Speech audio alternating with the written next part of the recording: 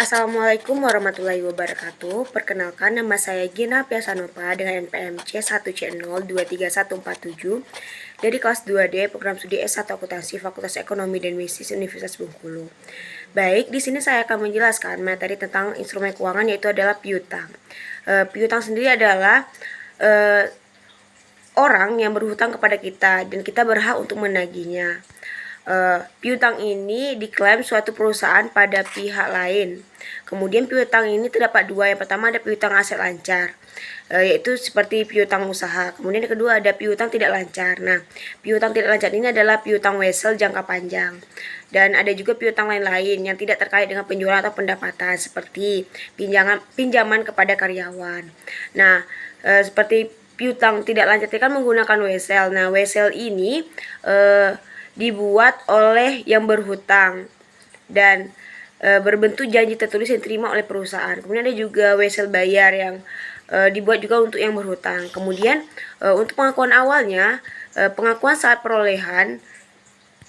Jadi ketika perusahaan sudah menyerahkan uang dan yang meminjam sudah membuat wesel, jadi perusahaan bisa mengakui mempunyai piutang. Kemudian untuk biaya transaksi, jadi standar mengatur untuk aset keuangan yang tidak diukur dengan nilai wajar termasuk piutang. Pengukuran awal sebesar nilai wajar ditambah dengan biaya transaksi. Kemudian biaya transaksi adalah biaya yang dikeluarkan untuk memperoleh piutang. Kemudian terdapat dua pencatatan, yaitu ada pencatatan metode bruto dan pencatatan metode neto. Akan tetapi yang sering digunakan itu adalah metode bruto. Untuk pengukuran setelah perolehan, itu yang pertama ada piutang termasuk kategori aset keuangan, pinjaman yang diberikan, dan piutang. Kemudian LR diukur berdasarkan biaya perolehan yang diamortisasi dengan menggunakan suku bunga efektif.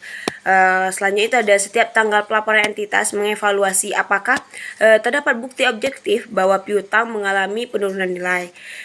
Kemudian ada untuk bentuk pinjaman yang diberikan, pengukuran setelah tanggal perolehan membutuhkan perhitungan amortisasi.